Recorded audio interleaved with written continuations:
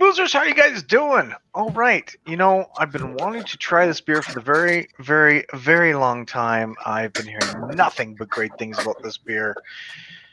But I had to wait for something. What was it? What was it I had to wait for? Oh, right.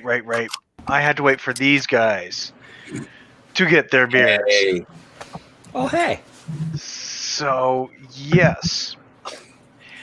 So what I've got here, and we've got a beer here from the establishment, and as you see, we've got Maxwell Star down below me, and we've got Redbeard over to the side here. We're looking at something from the establishment called I Left My Wallet in El Segundo. And it is a Lichtenheiner.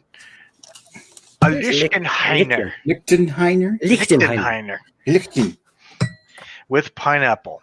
And looking up on this, it is a soured smoke or smoky, soury kind of style beer.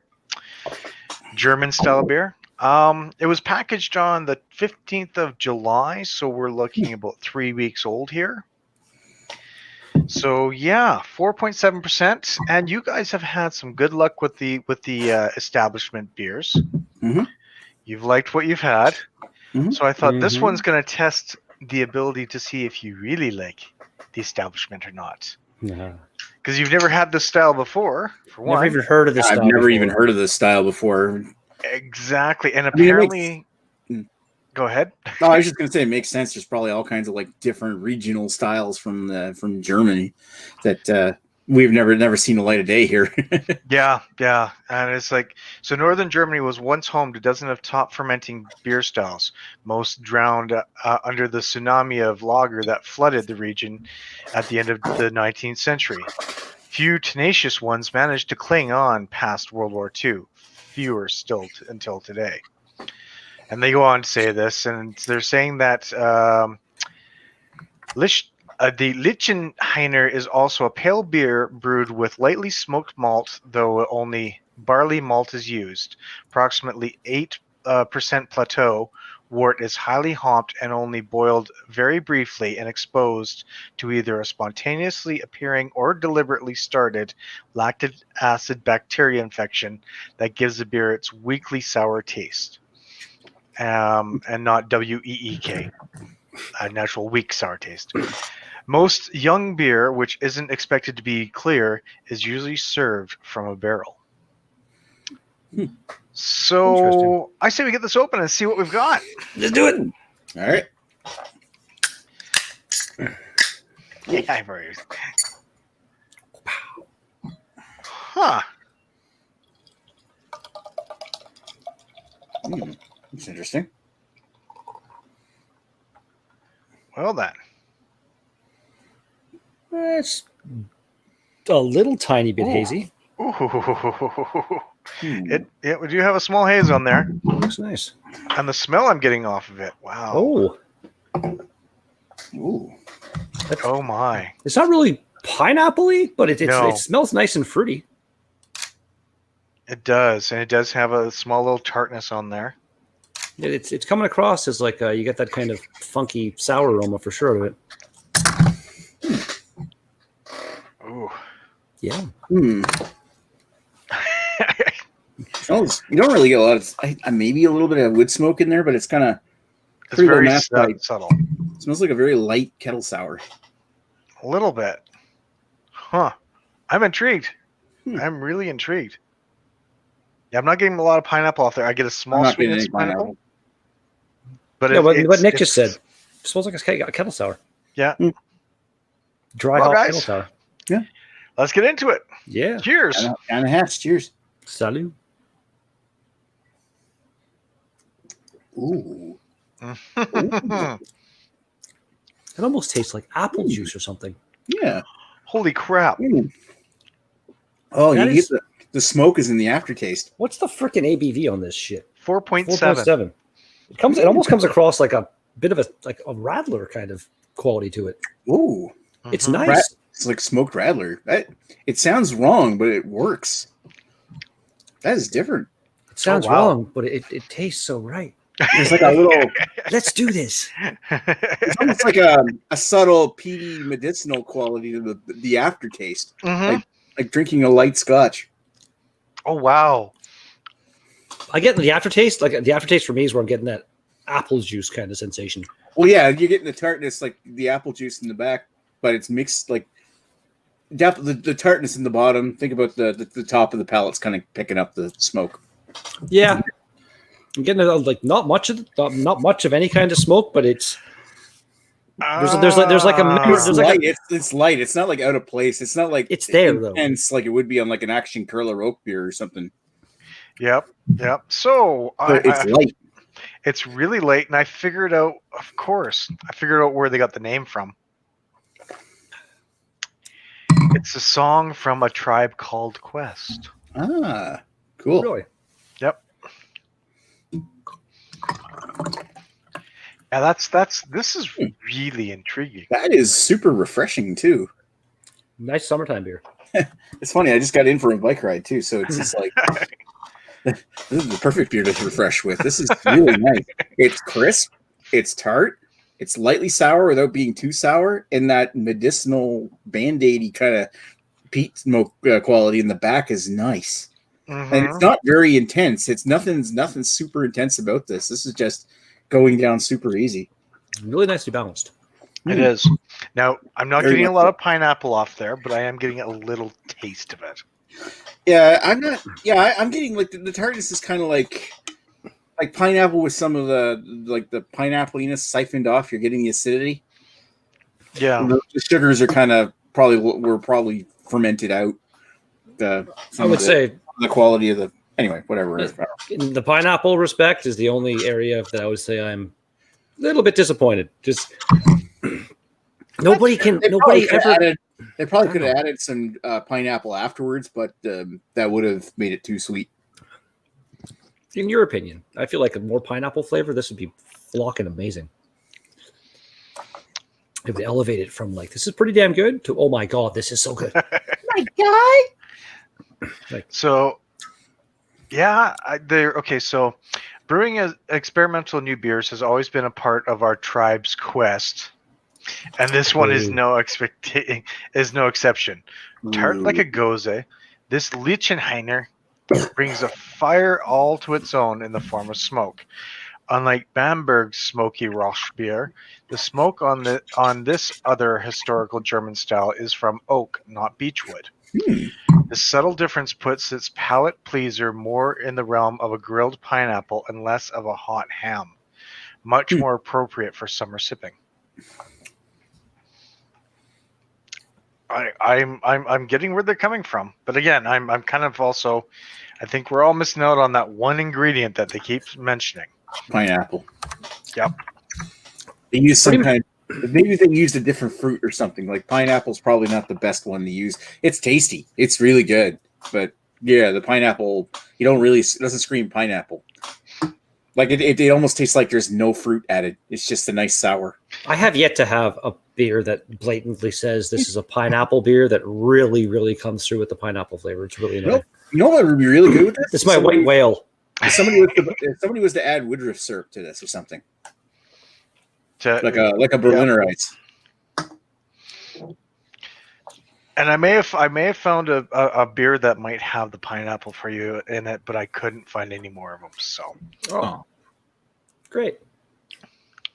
But yeah, this one very, very pleasing, very just it's refreshing. Yeah, man.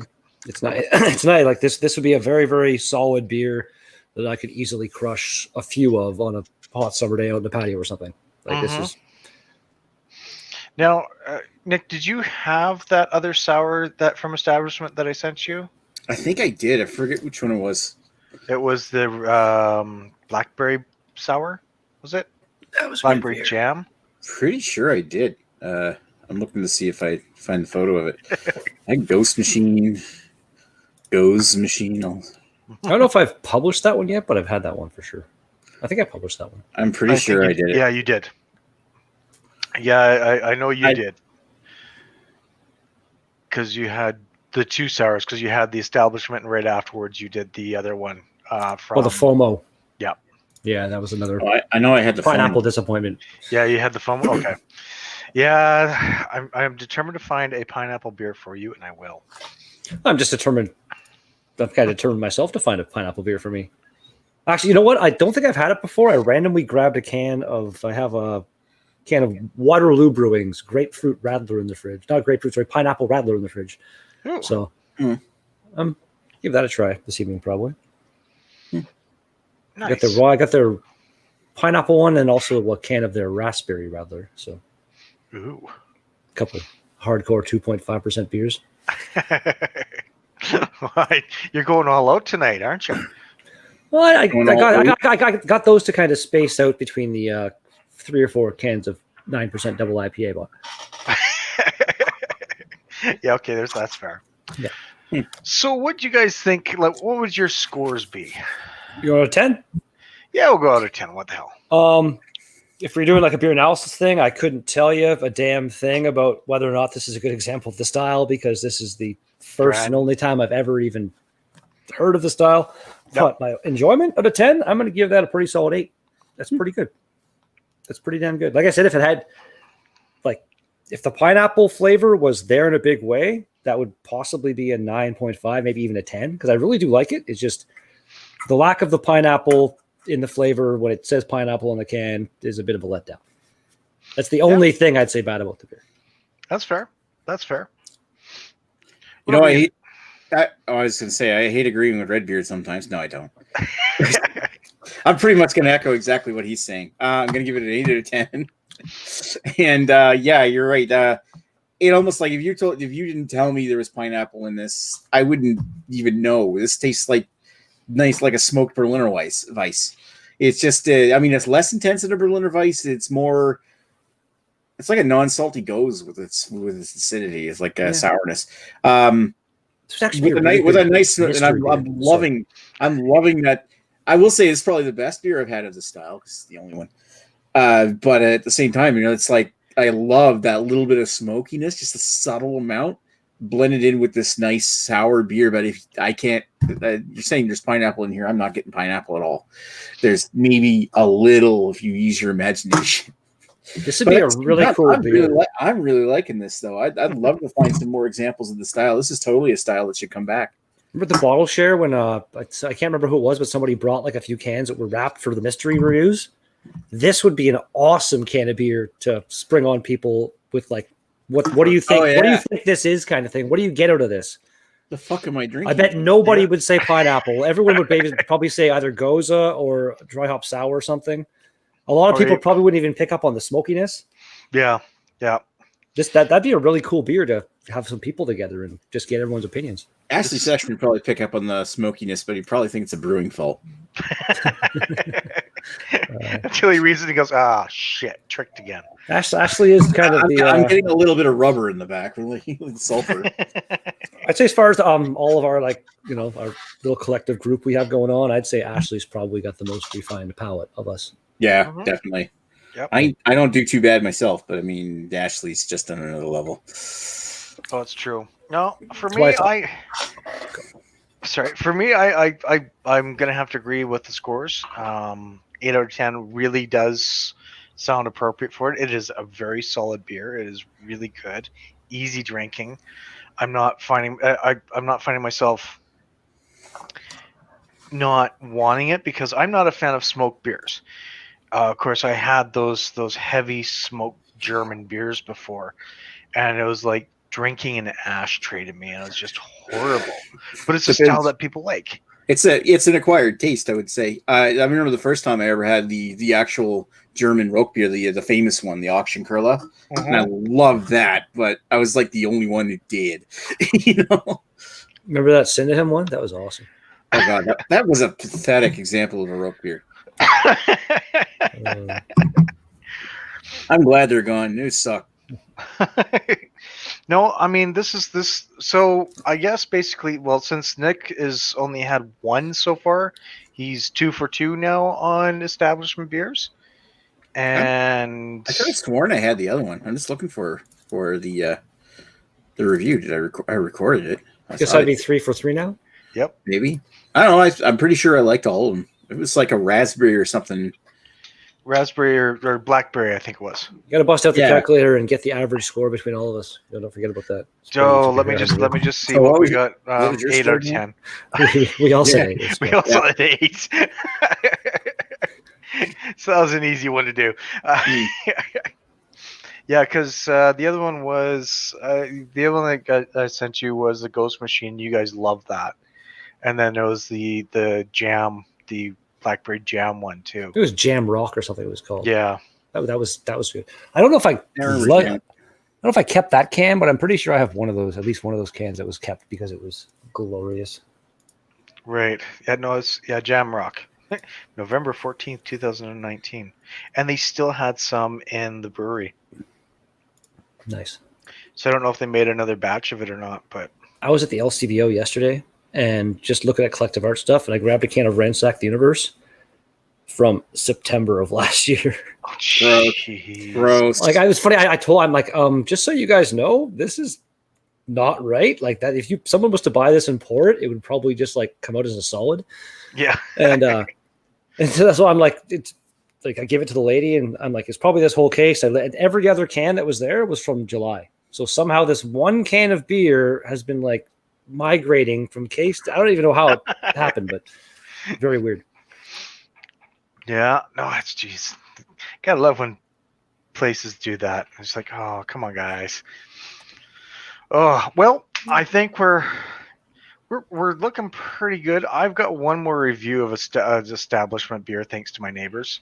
I will be looking at their Born to Run, and it is a barrel-aged Brett Saison. That does not sound like something I would enjoy at all. Like Brett beers generally don't work, and Saison. That's like the worst of both worlds as far as beer. Oh, I'd like to try it just to see, but that sounds like something I would not like at all. Well, that's okay. We get to come back and meet again at some point in time, so that we can do this old Mexican beer that you really want. Well, like I said, Nick and I got the exact same beer mail, so any of those beers you want to trio review, I'm down. I'm happy to do duos on any of them. I think the only one I'll probably wind up doing myself is the porter. It's, the one with Adam Sandler chick on it. Wednesday. Whatever. Wednesday. Yes, the Black Number One. And for the people who don't know, Black Number One is actually a song, which is from Typo Negative, and it's one of my favorite songs, actually. Ooh, nice. So, but yeah, I think we'll be back and doing a triple review of a couple of them because we do have them. I would like to do a triple review of the barrel-aged Leviathan. Yep. That one I want to do. I want to do the Belching Beaver one. And there was another one that I wanted to do a triple review with you guys. Oh, right. The double IPA. Yeah, the double IPA. Double IPA. And Redbeard, I wouldn't mind doing a dual review of the regular Leviathan too. Like maybe do that like shortly before we do the one that with Dan. Down. That sounds like a great idea. Down. That way we kind of get a base. Yeah, I like you mentioned. I would like to have the base Leviathan before trying the barrel-aged Leviathan for sure. Yep, and that'll be a good because that's why I sent you both of them. So you guys actually get to try the base and you get to do the barrel-aged as well. Nice. You packaged it well too, because like the base was on top, and I'm like, ooh, Leviathan, ooh, and then they make it barrel-aged. Yeah, it worked out well. I opened it from the wrong end, so I got the barrel-aged version first. I'm like, oh, okay, that looks cool. Then I put the regular. Oh, oh crap. I thought, is this another variation? Like, well, no, kind of was. Just a boring, basic Imperial Stout. No, yeah, boring, basic Russian Imperial Stout. Yeah, that's like boring, basic Imperial Stout. That doesn't work together. Come on. What's the core difference between the Imperial Stout and the Russian Imperial Stout? There isn't. There is different. I think the flavor profile and the mouthfeel is different. Generally, I guess. Like, I see some people just making Imperial stuff, being like, you know what? It sounds cool. Let's call it Russian. It's called Russian. I don't know. I feel like that's kind of made up, but still. Let's see. Russian drink Imperial Stout to stay cold during the winter. I mean, if there is a difference in definition, it's something that's come about in the last 10 years. So I suppose that would make sense to people. I mean, you could probably argue like an American Imperial Stout versus a Russian Imperial. So Russian Imperial Stouts tend to have a lot of dark malt character and also a lot of hop character. And Imperial has... I want to say Russian Imperial Stouts do tend to be higher on the IBU scale from what I can remember. I think so. And where is the Imperial? I cannot find the Imperial. Oh, there you go. Russian Imperial Stout versus American Double Imperial. Yeah, that's kind of what I was just saying. Yeah. Double Imperial. That's fair. I mean, it's no matter what, it's kind of like I've always liked the Russian Imperial for the dark malt, like the deeper malts versus this stuff. And I mean, I guess you guys get to find out when you do your dual review. Okay, of the Leviathan. Russian Imperial Stout favors malt typically drier than an American Imperial Stout. So it's kind of American Imperial Stout gives more like roast and coffee flavors. Okay. Sure. All right. Yeah. That sounds about right. I'll paste this. I'll screenshot this and paste it in the chat. I got this off of Beer. It was a Beer Advocate. Yeah, looking. I really didn't. This is something new. I mean, I suppose it's kind of like it's just like barley wine versus American strong ale. Yeah, a little. It worked out well. Drink never lost. All right, folks, I think we're going to leave it from there because we do have a lot of things going on. But, I think we've got a lot of beers to review coming up real soon. So, again, thank you for joining me on this one. Establishment has hit a solid 100% so far. So, I mean, that's really saying something. At some point in time, I will have to go on there, take pictures of their barrels because you guys would be impressed. Yeah. So, it's actually a really cool place to check out. But I might send a couple more your way at some point in time because they do enjoy doing their German style beers too. So they do their Pilsner and a few other kinds. So it's a true German style Pilsner. Cool. There's a lot of breweries around here that I would love to share with you guys. So, folks, until next time, I am PK. This has been Redbeard. This down below has been Maxwell Star. I have been sharing some beautiful Alberta beers. This one's straight out of Calgary. And it sounds like I've actually been winning over their favor to come and visit their breweries at some point in time, even though they say Alberta sucks. Yeah, I wouldn't mind going back to Calgary at some point. Some road trip or something kind of cool. Yeah. Maybe when COVID's over. Yeah. I think we're all in the same boat on that one. Go to the boozereviews.ca beer fest. Yeah. And no, it'll just be a tasting, is what it's going to be, not a beer fest. It'll be a tasting. It'll be the Calgary piss up. Yeah, There you go. Yeah. The Calgary AB piss up. The Forest Lawn piss up. Oh, good God. Everybody else out there is drunk, so who knows? Yeah, but they're all drunk off Lucky beer. No, thank you. Oh, shit. That cheap ass stuff. It's been a while since I've had a Lucky beer. I remember drinking that at a camping trip one time when I was out there. Oh, it's true. It coconut gold, too. No worse than fucking Canadian or Coors. It's all just macro shit, you know what I mean? Like, I'm not going to buy it myself, but if somebody gives me a bottle or a can, I'll drink it. Like, whatever. Well, actually, if I was going to do something like that and I was going to do a piss up like that where it'd be a bad beer, it'd be Menhaus because it is a brewery here. I've heard of this brewery. Maybe I should send something out. Do the Menhaus Century Club. Well, apparently they got good pizza. Hey, that's something. There you go. We're throwing up. Yeah, exactly. All right. Well, I'm ending it here. Enjoy yourselves, ladies and gentlemen. We'll talk to you real soon. Thanks again for joining, and you guys have yourselves a wonderful and safe evening. Cheers. Peace out. Have yourself a merry little beermas.